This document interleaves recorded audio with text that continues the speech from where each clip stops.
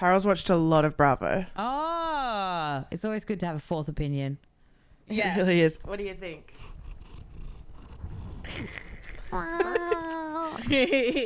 She thinks, thank you for letting me sit here. All right, she'll be quiet. Hello and welcome to Throwing Drinks, a very silly little smooth brain Bravo podcast hosted by Jen, that's me, and Maggie. Hello. That's a new one. I changed it up and I realized halfway through I was like, oh, I'm just doing something real different today. I But think that's it's all better. right. It's better. Okay. Yeah. Thank you for the feedback. I appreciate that. We grow. Today we are doing our revisionist Housewives history, where we go back and we find classic episodes of Real Housewives and we bring on some of our funniest, smartest friends to chat through them with us. And today I'm really excited because we have someone who is on our wish list for this podcast, a person that I am a huge fan of generally. She's a brilliant writer, she's a brilliant podcaster, and also Maggie is the only other person I know besides you who has watched every single episode of every Housewives. I'm so excited. This is fantastic. It's a meeting of the minds. She's also brought onto the pod as a guest Carol, her beautiful cat. Please welcome Brodie Lancaster. Yay! Oh my goodness, what an intro. Carol, say hi. We're here. The girls are here. The girls are here. I have to admit, there are some holes in my Housewives repertoire that I plan to fill, but they are Jersey, most of Atlanta. I've only started Atlanta, and OC. Yep. I mean, what holes? You're in for a treat. It's not like you're lagging behind. You've left some of the best to last. Yeah, they're like gaping craters. I love it. Oh, how exciting. They're little treasures for you to find is what's happening.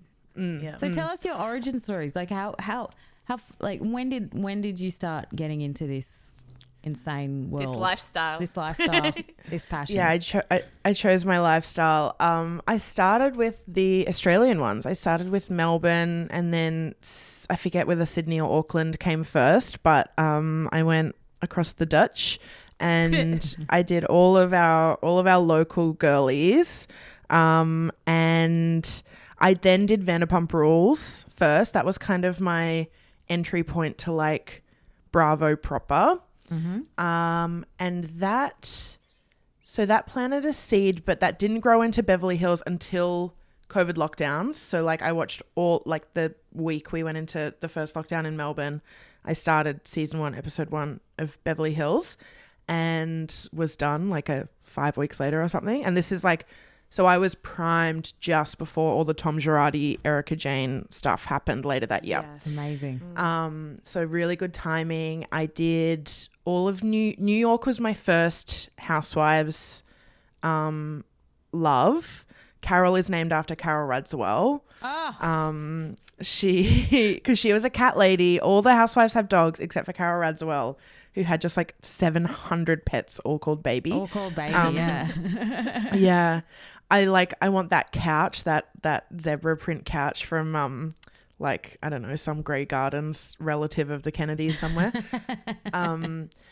So I did New York. What came next? I'm not sure what came next, but I've done all of Potomac. I caught up on Miami. Miami was earlier this year. That was my project. And so I did that just in time for all the Lenny drama. And what else have I done? Potomac, SLC, Beverly Hills, all the girls. Yeah, they've all come into my life at the times when I needed them, I guess. Perfect. Yeah. Oh, that's so good. I'm glad we brought up Miami, because you would have gone back you would have watched the infamous lingerie party that Lenny and his wife threw with Joanna Cropper and Adriana. Joanna Cropper. Going at it with very big pupils. Wearing Oh, lingerie. yeah. A broom got involved. Those lingerie parties were a red flag. Like, Lenny was a fucking walking red flag. And I love how everyone's like, who could have seen this coming? I was like, the boob god of Miami fucking around on his wife. Who could have seen it coming? I would recommend dipping. Like, Miami is short. It's quite brief because it was on, I think, 3 seasons until it was kind of put on pause and then they brought it back. Is Miami the one with Larsa Pippen? Yeah. And Larsa is a wild ride. I was telling a friend the other day who's dipped in and out of Housewives, and she's doing New York, and she was like, the week between New York episodes is so long. I was like, but you have so much that you can go back and binge. And I recommended Miami because that, the place it starts with Larsa Pippen being like Scottie Pippen's wife and this famous, basketball wife. And then you meet Marisol and Marisol's mother, and you meet Lenny and Lisa, and yes, Joanna Krupa. What a person I haven't thought of since January. But and then it just went away. Yeah. The Polish supermodel, who I'd heard her name from like tabloids, I think. Her name was really familiar to me. But yeah, oh my God, Adriana, what a fucking rogue human being. But then when it came back and Larsa had a new face, a new entire body, and had gone through her like closeness, falling out with Kim Kardashian in all the intervening years, had left Scottie, was on OnlyFans, and now is dating Scottie's former teammate Michael Jackson's son. Wait, Jordan. Michael Jordan. Sorry, Very not different. But it's not the first time I've made that mistake with a microphone in front of me, unfortunately. Yes, Scottie Pippen's teammate Michael Jordan's son is now her fiance, I think, maybe. Anyway, Totally controversial. wild. Yeah. Our first lesbian housewife, Julia Martina. something. And what's her partner called again? The Russian ex-model. Julia is the housewife. Julia, yeah. And Martina Navratilova, her wife. Yeah. Yeah, so she's in I it, didn't know Jen. Martina Navratilova's in it. I Yeah. don't know why I'm so excited. I'm not a tennis person at all. I love lesbians though. Lesbians and housewives, love them. Yeah. It's very weird. Yeah. It's a similar vibe to the Jenna Lyons thing, where you're like, why is Martina? She doesn't need to be doing. Why is she in Housewives? And obviously, it's given a project for her own wife that's on there. She just wants to be a farmer. Yeah, She just wants to live be a on. farmer. She wants to like raise chickens and animals. She's the strangest housewife choice, honestly. And Martina's just like, the children are at college. Let's move to the city. And she doesn't want to. She wants to live on a farm. It's so good. She wants like 100 kids. Yeah. I mean, that sounds so good. Oh my gosh, there's so much to talk about. I'm really, really excited because you originally, Brodie, were going to come on and do a very classic Beverly Hills episode. And maybe it's a thing that we come back to it later on with you. But you've picked a newer episode of Salt Lake City. Tell us what you've picked and why. Well, I mean, I am very jealous that Alexi got to talk about Scary Island because that is my culture.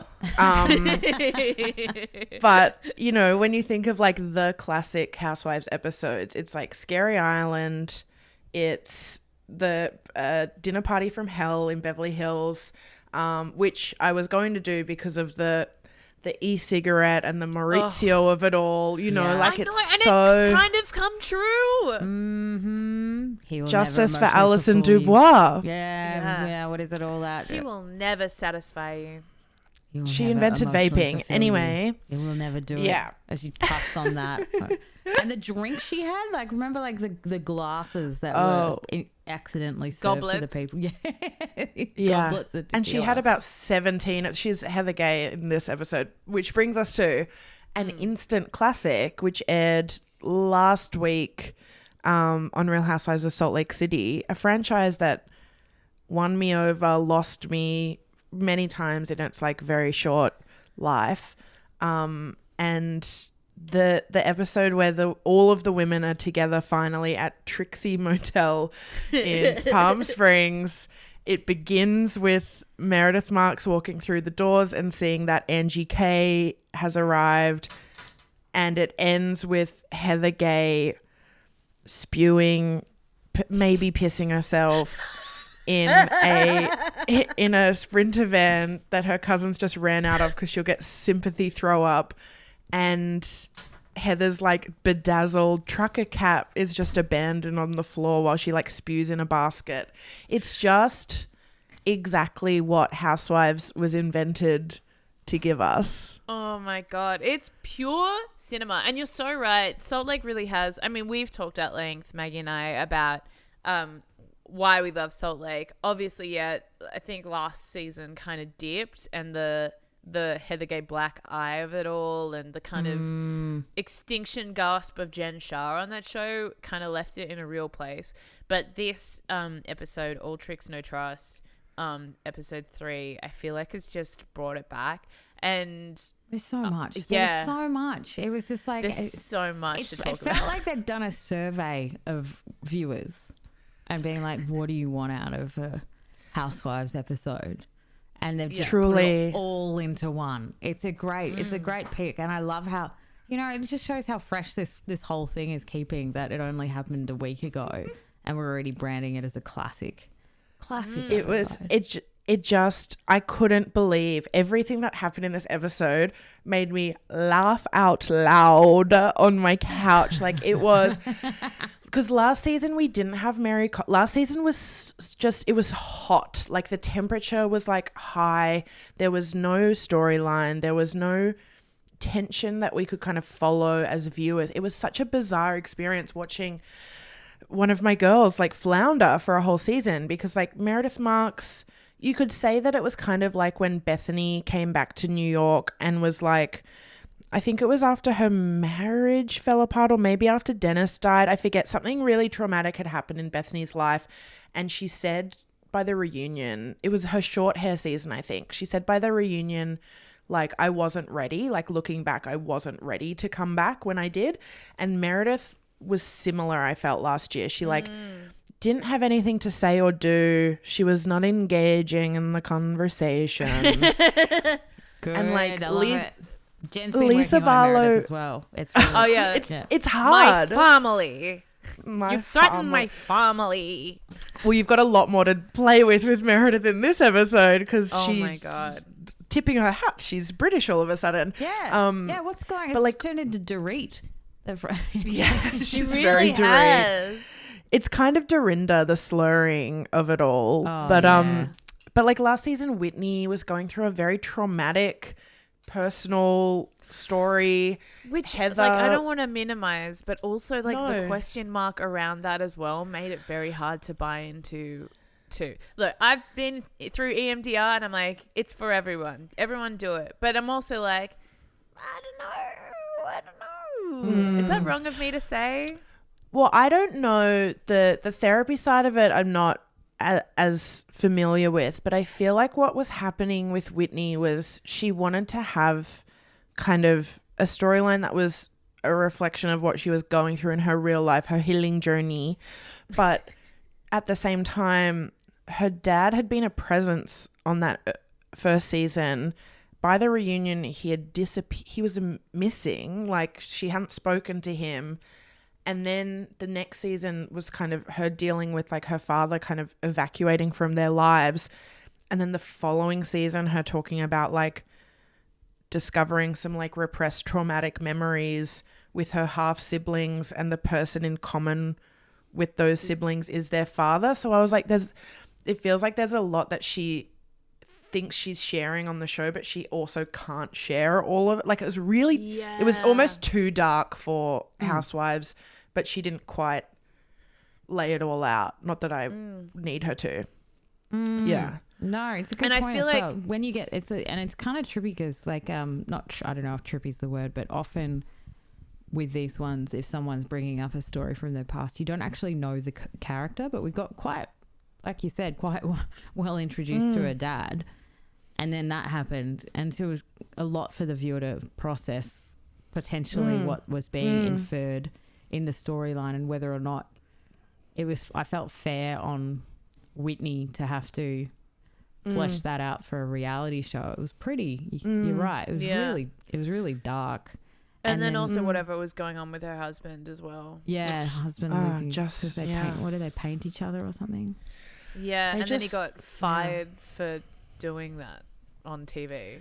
Is He what got they fired say from his anyway. real life job for like, yeah. Well, they met at work and were like fucking each other behind their partners' backs at work, and yeah, their backstory is a wild one. But like, okay, so we didn't have Mary last season, and we are seeing now, for all her darkness as a person, she is. I'm so glad Mary Cosby is back on this show because Grandma doesn't know where she is or what's happening. She doesn't know what a motel is, I don't think. She's the idea that like housewives are on a trip and Whitney says something like, Mary, come sit with us. And she says, no, don't tell me what to do. And Don't talk to me like that. I don't know you. she's Called me a like, pornography. You called me a pornography. you called me a What's pornography. a pornography? She hugs Angie and then to camera says, who is Angie? She's great. It's what you call and, great like, TV. She has real she's- Ramona vibes of just being like, it's just Yes. like massive a human being, like completely Yes. oblivious to what she's projecting. But fantastic television. So somehow the producers obviously felt we just need to be able to insert her somehow. Can everyone just put up with it for a little bit? Because She has a different set of rules. Like she's allowed to just tap out of activities. Like she'll sit in the van rather than like go into a club. I think is something we're going to see later this season because it was like a paparazzi photo months ago. They were like, all the housewives are in this bar and Mary Cosby's in the van.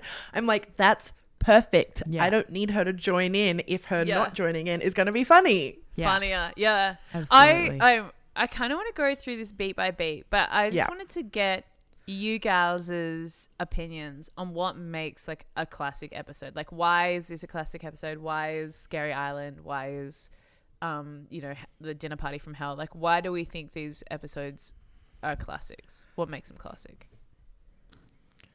Do you have thoughts, Maggie? Yeah, I think first of all, there has to be a strong element of camp to make a classic moment in Housewives. Whether it's flipping a table for Teresa in a satin ruched mini dress, or even Scary Island doing the photo shoot. Johan Face. Yeah, Johan Face. There has to be a level of just high stakes, like low, like smooth brain. Like it has to build to something so stupid. I don't think a classic episode is confrontation. I think some of the best Housewives episodes doesn't have sporadic confrontation. But I think this one worked because, like I said before, it's like everyone had voted what the best parts to put in an episode is. And the fact that they're all, for me, religion's a really strong theme in it.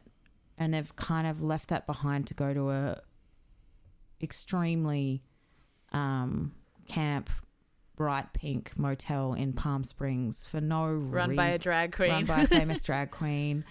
So you've got the insertion there. You've got Mary Cosby back just saying things that don't make sense.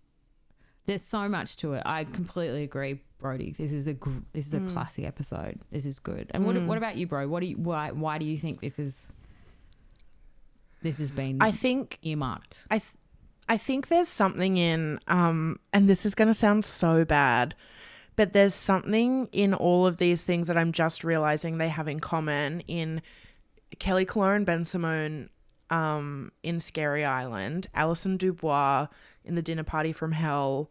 You could even go like some of the Dorinda kind of She's Startin' Cartagena kind of, or sticking her face in a cake that's frosted with candles lit in the Berkshires. Like and then kind of all of the women around this table, there's a level of like disconnection from reality that I think unites all of these. And that is like, I think a lot of housewives, when they come on the show, and you're seeing it in real time in New York right now. I mean, not real time, they filmed it a year ago, but the housewives think they're going on to like promote their businesses or look successful or have fancy houses and beautiful clothes and like give great interview, have quippy one-liners. But I think what they don't realize is that it's like the things you can't manufacture are like being out of control, being out of your comfort zone and out of your element, and having like just charged, amped up, like personalities all around you, you know, like Lisa Barlow losing her ring in the previous episode is comedic gold. And like Monica, wherever they found Monica, who is like an informant for Jen Shah's, like with the Secret Service, but is around this table saying, I fucked my brother-in-law for 18 months. It's perfect. It's perfect TV, but it's not anything that you could tell people to do or like instruct them to do. It's like completely natural, impulsive, like instinct. And it's like the darkest parts of it. Heather getting so wasted on talking about watching birds and then 20 minutes later spewing is just, you can't create it. And people would never want to try because it's so ugly. It's so like abject. It's amazing. And they're going for it as well. They're setting everything up for disaster. So if it's not getting each other to pick each other's outfits, which is always going to end badly. That game, it's the, what is it, the rose and the thorn, or what is it, the prickle and the... which always is like just... what sharp and prickly, soft and cozy, or whatever. Just sitting around a table saying what you don't like about each other to their face. And also I feel like it's the start of the season, so everyone's really grabbing where's the main storyline going to be. Like these women know, they're seasoned enough to know that whatever comes out of these first 4 episodes usually is the thing that escalates and drags on for the majority of it. So it feels like they're kind of figuring out what is it going to be. Is it going to be, you know, Meredith versus Monica, or like Mary, or Meredith's bath, I think she thinks is going to be the story. But yes. I think some franchises will do, like Beverly Hills, you know, whoever says something quote unquote offensive to one of the other women in the first episode or 2, that's going to be the tension for the entire season. Like I remember the Loosey Goosey Apple Juicy season, there was like a conversation in one part that was like, in an early episode, that was like, well, I don't speak like that around my children. And so the whole rest of the season was like, are you calling me a bad mother? You know, but New York, those bitches are like, that show is comedy. It's not drama. It's just Ramona and Sonia and Dorinda and like rolling, like Lou just saying the most outrageous shit. But then Sonia one-ups her a second later without even trying. And so they just fucking roll with it. And I feel like Salt Lake is somewhere in the middle, but it's right now it's leaning more to the New York side where like everyone is like more bonkers than the last. And so they can't, if they were to keep litigating like the conversation from last episode, they would never go anywhere, and they have so many more places to go. And I think Mary Cosby is bringing a lot of that. Yeah. That insanity. Man, just that moment as well when they're doing their super sweet, prickly, whatever, and Meredith is talking to Whitney, and she says, but I think you just need to work on your communication. And then Mary goes, no, that's not what you said. Yes. No, you said you felt a type of way about Whitney bringing Angie K. And then Meredith's like, well, I don't want to talk about that right now.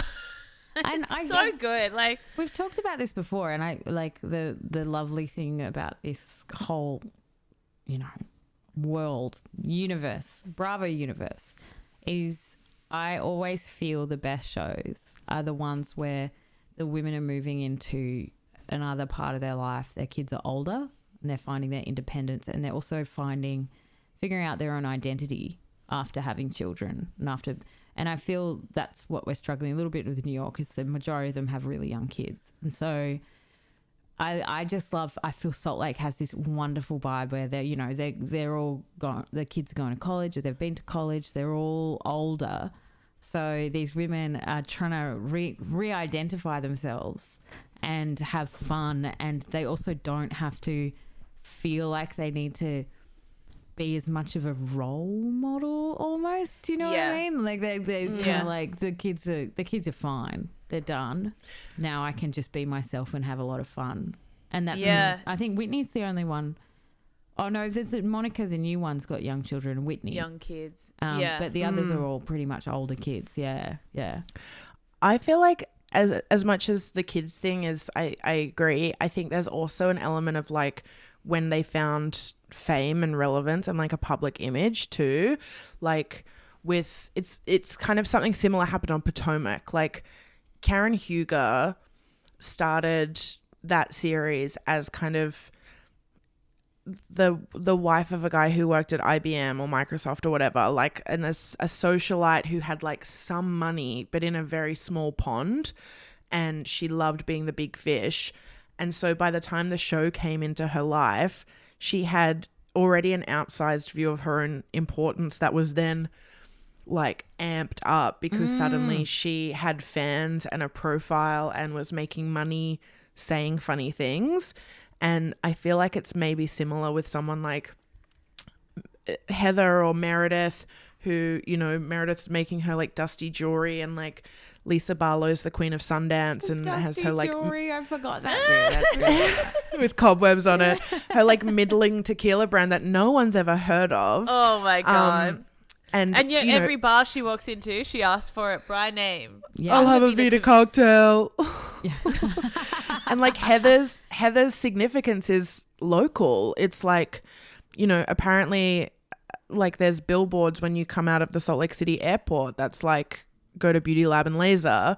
But no one outside of a very small Mormon town knows who Heather Gay is, and now all of a sudden they do. And so you get to watch someone's head completely blow up. Implode.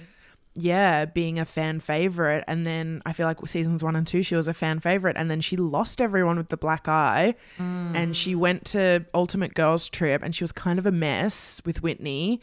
And I feel like now we're watching like a different mode of Heather almost. Yeah. Yeah. Oh Absolutely. my God, though. She is, I would say, probably my favorite person in this episode, though, just for her antics at the dinner table. In the tracksuit as well. It's so good. Yeah. And she's dressed up like MC Hammer. She's very, very, very, very drunk. She's got a glittery hat on, and she's just laughing at the women taking swipes at each other. She's laughing at everything unraveling. She's laughing at Meredith thinking that the waiter is security. My favorite line where he's like, Heather represents to me what I love about these dinner parties, which is like the element of catharsis, physical and emotional catharsis. The image of her vomiting and potentially pissing herself is just like, it's Do you reckon Housewives. she was pissing herself? There's like a liquid coming out from the seat. On my second watch, I realized that she didn't have thought it was anything to throw up into, and she said something like, get me the basket, or like, I need that basket. And so maybe the thing she was holding and spewing into just had like a hole in it. Yeah. But she was her legs were so splayed, like she's like she has no control over her body, which is scary when it's happening to you. But wild when you see it on TV. The Bravo. So when I watched this episode for a second time, knowing what was coming, I just enjoyed so much how the Bravo editors made sure to get every time Heather says one more espresso martini, and then they're filming her across the table that's just littered with empty martini glasses. Not all hers, but it gets the effect. And then as they're leaving the restaurant, like Monica's kind of helping her walk, and she says like, you had a lot of those. Did she have it? Someone was having it with tequila. Whitney. I couldn't think of anything worse than an espresso martini with tequila in uppers it. on uppers. Yeah. Someone did that on New York earlier this season, and I had a similar reaction. Like, it's so, I'd never heard it before. And then maybe it's like the new Carcass Out. Carcass Out. I'll admit it. I feel this is safe to say. I had a mezcal espresso martini during lockdown, because it was one of those things where I was just at the dregs of my bar cabinet. What's a mezcal? What's a mezcal? So mezcal is like a kind of tequila variant, I guess. Oh, okay. Yeah, it's brutal. A very hot bartender once said to me, you know, in Mexico they say tequila is the drink of kings and mezcal is the drink of the gods. And then he made me hold eye contact while we both drank our mezcal. It was very charged. Very That's hot. It was come straight from Salt Lake. He was like, the way you drink mezcal, you have to like breathe out and then you breathe in as you take. I think that was what he said. And he was like, you take the shot in like 3 sips. And so we're just holding eye contact and like deep breathing. And I was like, what's happening? That's hot. It was. Yeah. Love it. That's so good. That's so good. I just want to, I'm going through my notes on this because there is so much in it. There's something that really jumped out at me in this episode, which I was really stoked by. It's just how awful the t-shirts that Meredith made for everyone. The all no tricks, all trust t-shirts. And they remind me, and then I went on her website, meredithmarks.com, and she's still got those LGBTQ rights. I'm engaging. And she's selling them for $80. No, the Housewives merch is like, it's in a league of its own for like anti-design, you know, like the font on those all tricks no trust is like someone just clicking through on Word going, what's a fun font? Yeah, it's not quite Barbie, you know what but it it's is approximating. It's like the t-shirt version of the Trixie Mattel. Yeah. Like just it's cursive neon that says like brunch time girls or whatever. You know, it's time. Like chicks are cool. You know, like it's just the girl power fucking LGBTQI slay. Like that's the vibe. Yes. I think a big part of like the classic labeling of this episode is that I loved the Whitney and the others fighting over the friendship of Trixie. So I knew her first. So it just shows like the level of celebrity Trixie's at versus the Trixie Salt Lake City Motel. house. Is that a person? Yeah. And it's interesting they went with Salt Lake, not Beverly Hills. Like I would think that it would be a Beverly Hills trip, not a Salt Lake trip. But I love it even more as a Salt Lake trip because it's less. It surprised me. I thought they have to that's the way it would switch go. environments. Like the Utah women have to go to the sun. The LA women have to go to Aspen to like go to Kimosabe. To get the outfits going as well. To get those weird hats that that Kyle's obsessed with. The cowboy hats that she burns. Set those hats on fire. I mean, we're not here to talk about Kyle Richards, but woof, her taste is bad. I love it. It's garbaggio. Yeah. But speaking of bad taste, Meredith, we have to. I don't know. I just the outfits you put Lisa in. I wrote it down as I think it's a humiliation ritual that she's putting Lisa through. Like I really do. I really think that the whole game was just for that. Like that. Yeah. That's the only reason they did it. So she could torture Lisa. Yeah, absolutely. Mary Cosby, a beacon of truth, probably criminal, said when she just said to camera like, Lisa, whoever dressed you doesn't like you, and you should know he that. doesn't like you. Yes, you should know that. You should know that. Oh man. And then of course Meredith just like I love that they've clocked. There are children that are going to be disabled for the rest of their life. It's so good. It's like, Meredith, you just don't like Angie and just fucking say it. That's okay. Yeah, it's okay to not like someone who no one likes. But oh my God, I sound like such a mean girl. no one likes her, okay? It's fine. It's fine. But Angie's seems, by all accounts, is like annoying and bad. But the reasons they're giving for her sucking are so flimsy. Like Heather's thing of like, I think she wants to suck the biggest dick in the room. But then to camera, she essentially says, but she never wanted to be my friend, and that's what I'm upset about. And it's like, Heather, that's not the same thing. And that like... Totally. And it's so Heather's storyline. That was her problem with Lisa as well. Oh, Lisa like pretended she didn't know me at college or whatever. Yeah. Lisa, Good time girl, Heather Gay.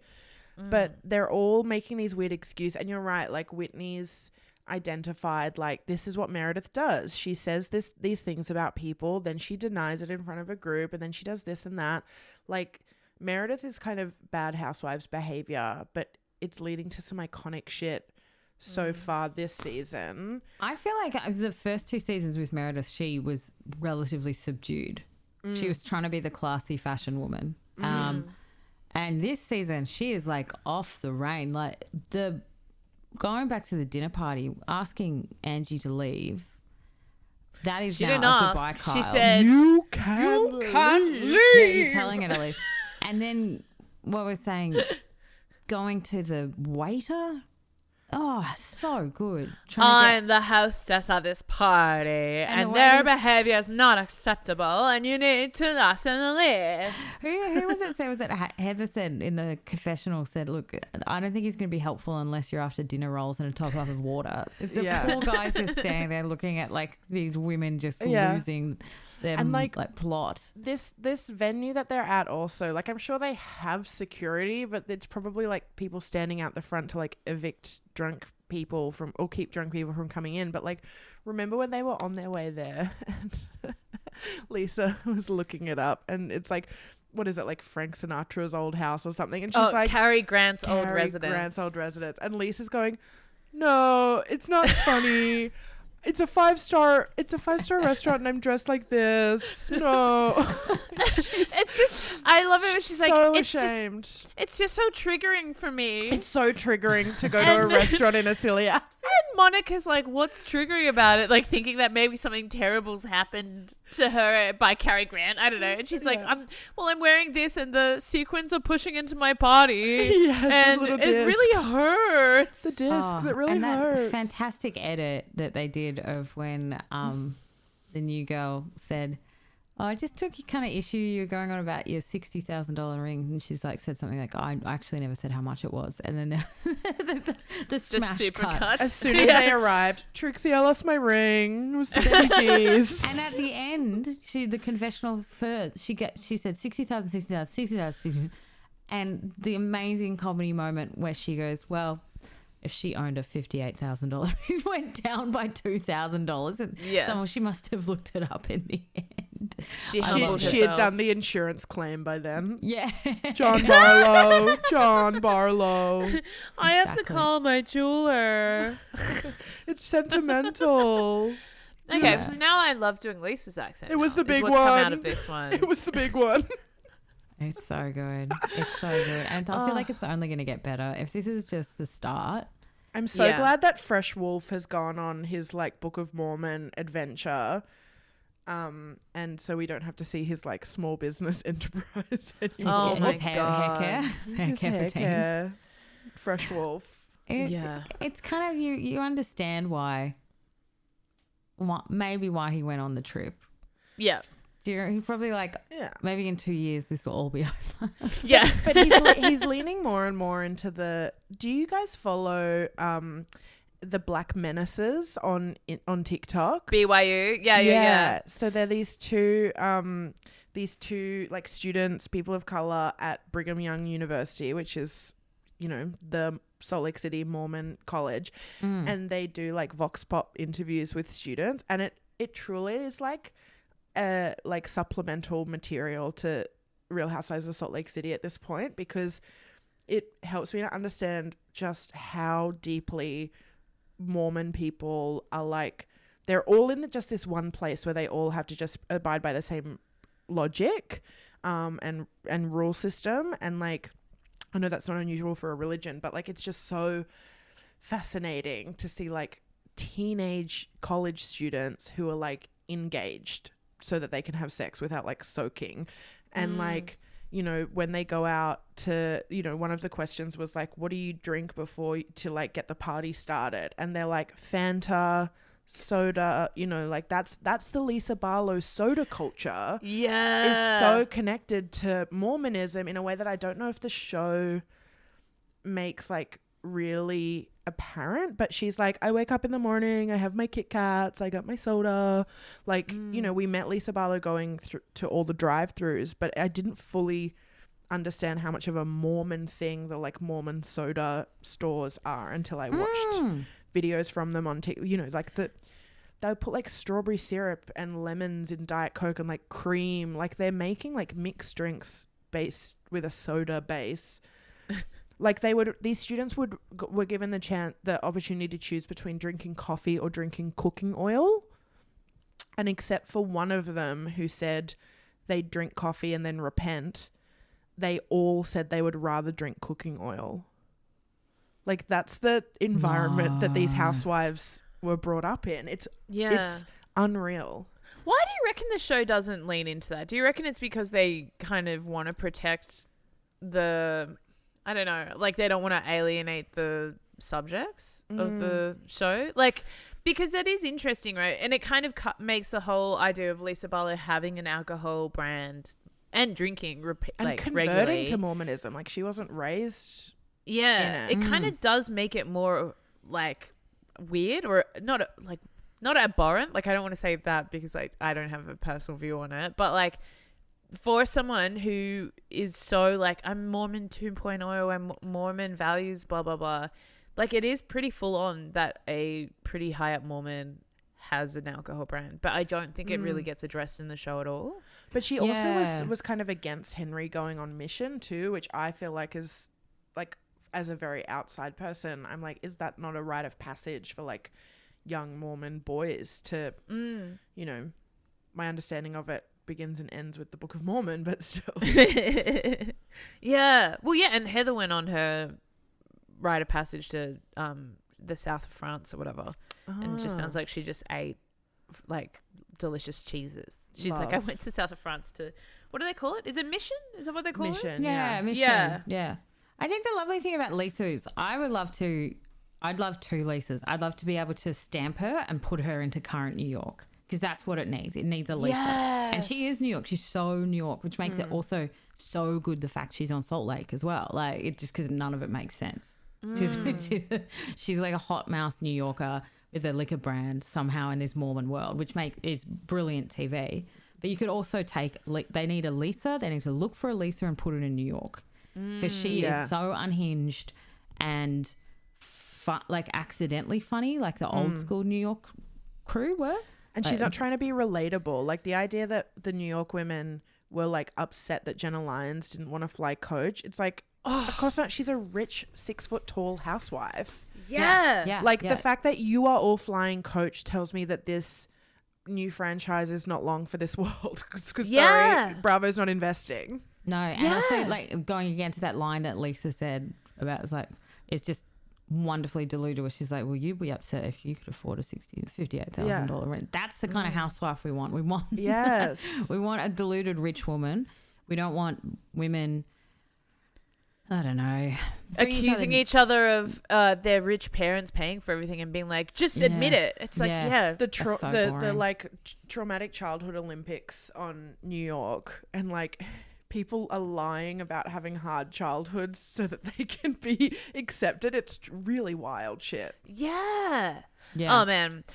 Speaking of like alcohol brands and all that, Brodie, we do this every revisit Housewives history episode where we get our guests to tell us what item they would launch if they were on a Housewives show and what the launch party would be. So you might have heard in Alexi's, he had Alextasy, which was a Greek seasoning brand that he was launching at a beach underneath the Sydney airport.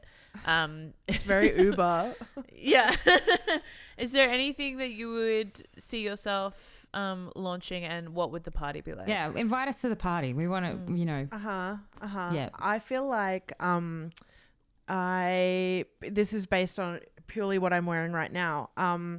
I feel like, you know, the housewives love to be like, I've created, you know, Ramona, when she made her skincare, it was like, it wasn't just skincare, it was skincare for like a woman of a specific age or whatever. You know, it has to be like they want to find a niche. And so mine would be like swimsuits for people with long torsos. But they would be like Dorit stuff where it's like kind of budget, but they think it's high end. You know, they put on a fashion show for something that sells for $40 and is made in like nefarious practices. It would sell I would have a launch party, but you would never actually be able to buy them, and the people who order them don't get them for 7 years or something. Yes. What would the launch party see? What do you see it being? I think the launch party would be a fashion show, and it would be really anticlimactic. It would be the final episode of a season where there's a step and repeat. Everyone gets their photos taken. Yes. They all show up for it, but it's like weirdly quiet. Like no one's thought about the music. And it's like in too big a space. It's like an airplane hangar or something. And the models come out and the women in the front row are like looking at it, side-eyeing each other, being like, this looks terrible.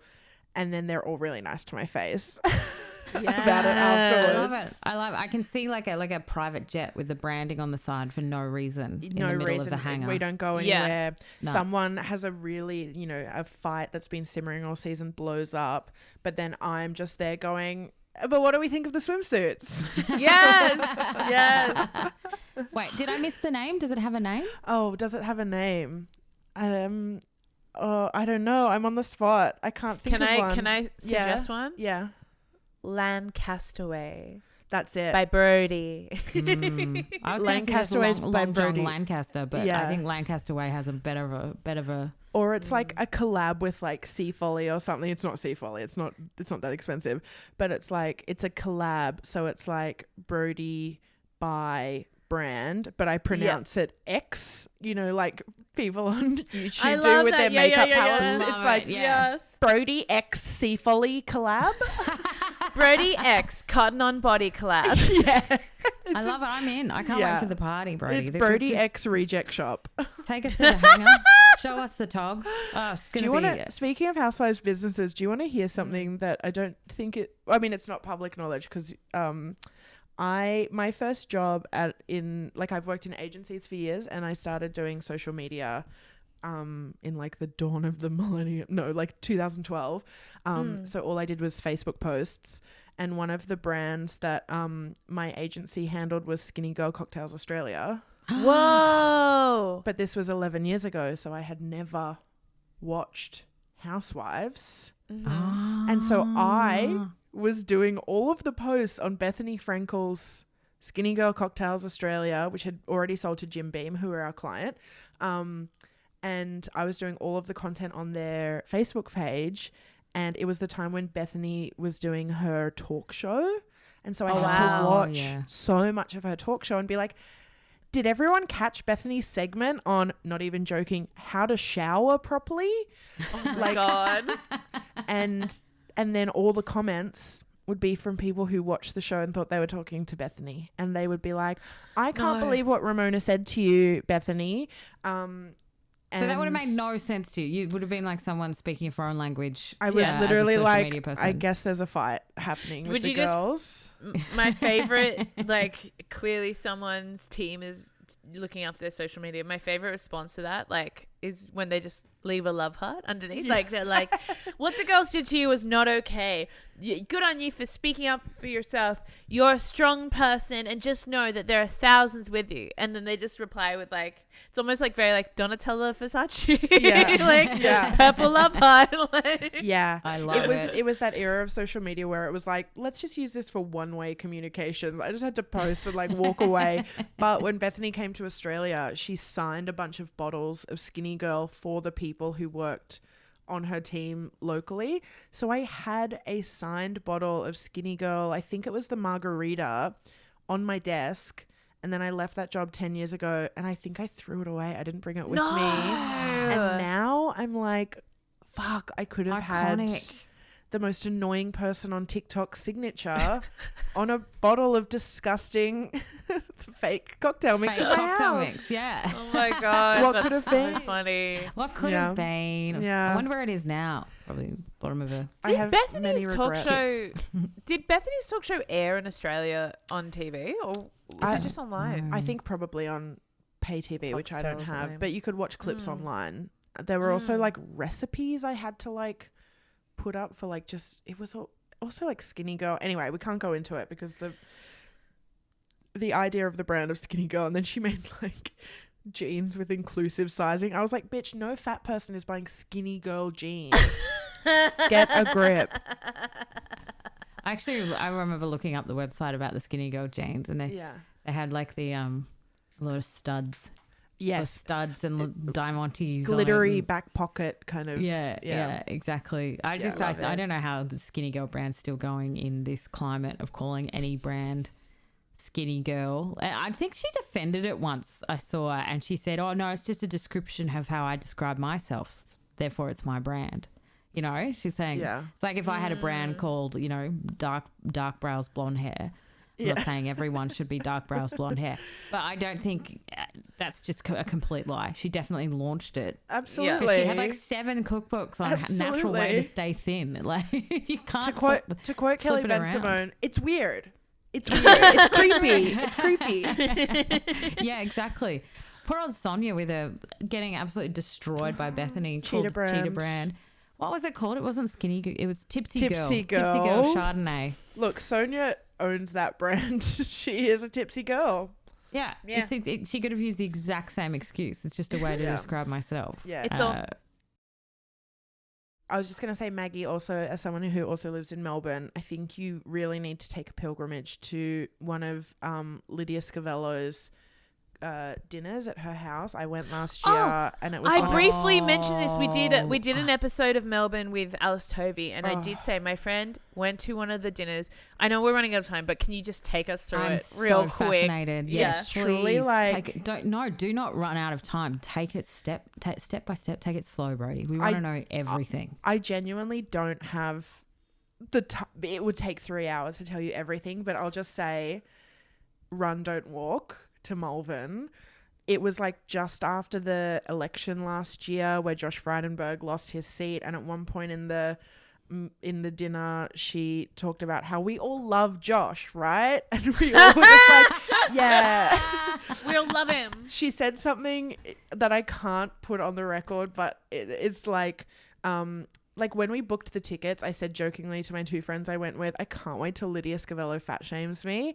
And I'm just gonna say, it didn't not happen. Whoa. But it was so fun. It was so funny. And I will tell you off mic, but it was, because it involves someone else that she was talking about, it was so fucking funny where she literally is talking shit about someone else's body, and I just couldn't hold it in anymore, and I laughed. And then she, without missing a beat, just went, "I'm not you, you're glam." And then just kept talking shit about someone else. I was obsessed. I looked it up. It's so expensive though. I was like, they're so expensive, but it's advertised as being 2 hours. We were there for 4.5 hours, and she was like, "If it was a Friday night, I'd tell you to stay and play cards." And we were like, "Yes, please, we're coming back." Is that cards an analogy for something? Is that something else? Look, playing cards? Maybe. We met Andrew. We met her son. On our way out, you know, we're like looking at all her artwork. I took a mirror selfie in the big framed gilded mirror in her sitting, like the receiving room where the guests first sit, and she just like, she sees a photo happening, and if she's not in it, she just joins it. She's like, "Me too." Amazing. She has this huge Bill Henson at her front door, and we're just all talking, and I just went, "Is that a Bill Henson?" And she goes, "Yeah, don't touch it." Who's hurt you? Who's been coming in and slapping their hands on the Bill Henson? I was like, I might live in the northern suburbs, Lydia, but I know how to behave. Brodie, did you dress up? Did you try and take it to the Schiavello level, or did you just go as yourself? As in like costume? Did you go Real Housewives style to the dinner, or no? I had COVID the week before and was like terrified that I wouldn't be able to make it, but thankfully I did. She's not a fan of Dan Andrews, by the way. She still had the QR code check-in on her front door and was mad about it. You didn't need to have them up at that time. But I just wore something I'd wear to like a nice dinner, I guess. Yeah, but she loved us. She loved having like a gay at the dinner. We literally sat down, and the food was terrible, but like worth it. We like cheers. She's like, "Cheers, everyone. Cheers." You get so much wine. "Cheers, everyone. Cheers, cheers, cheers." And then she just goes, "So who do we all hate?" In the cast, or just in like a general life? In general. She would just start conversations with like, "What's everyone's favorite episode?" She like talks shit about the new season, which fair, because it was bad. But Yeah, I walked in. I said something about like a word that started with like, it's like I said the word giant or like Gina or something, and she just literally goes, I talked to Gina today, she's got COVID. Like any excuse to bring it back there. It's I love it. Amazing. It's amazing. As someone who has experienced Lydia in the real world, Mm-hmm. do you think that she is as dumb as she plays, or do you think she has a bit more awareness going on? That's a good point. She is exactly like she is on TV. Yep. Yeah. Yep. That's a very diplomatic way of saying it. Yeah. She's genuine and authentic, and what you see is what you get. There was one bit where she said like she's trying to talk about how she's like really good with the media, and she was like, you know, during lockdown I've got blah blah blah from the Herald Sun calling me being like, Lydia, we're talking about we want to hear what people miss while they're in lockdown. And look, I miss going skiing, but I'm not going to say that, am I? I just want to go to the snow. That's so good. Oh I mean, my I God. think that I think she's very beautiful. I like physically. She's hot. That transcends past the screen. Yeah. I always thought she was like, I think her husband said once, like, people don't actually realize how genuinely beautiful looking Lydia is. It's interesting with the body shaming thing, because she went through a whole season. Yeah. She put on a little bit of weight and got absolutely roasted. That's kind of where it came from too. She was like, I would never do that to someone because I've experienced myself, and then proceeded to kind of describe someone in not very kind ways. Brodie, I'd love to, please send us some photos. I would love to see you in front of the I will. Bill Henson. I nearly said Jim Henson. I'd love to go to her house and she has a Jim Henson in front. That'd be great. Just a Kermit in the middle of the room. Well, now I've got her address. I could just pop over. I won't, but I could. I might. Just knock on the door. Yeah. Oh my God, Brodie, this was just so, I mean, I knew it was going to be a great episode, but it's above and beyond, especially the Lydia Goss. So good.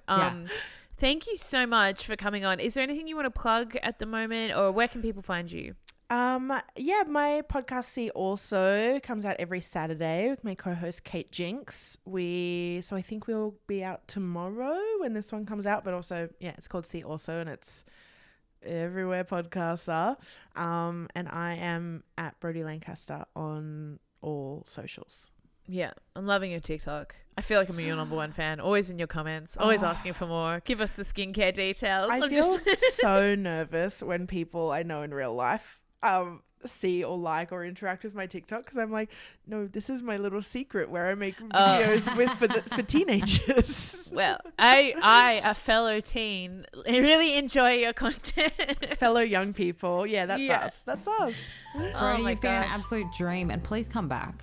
I would love Please to. come back. We will unpack the dinner party with you if you like. There's so much content. So love to have you back. Truly, so much.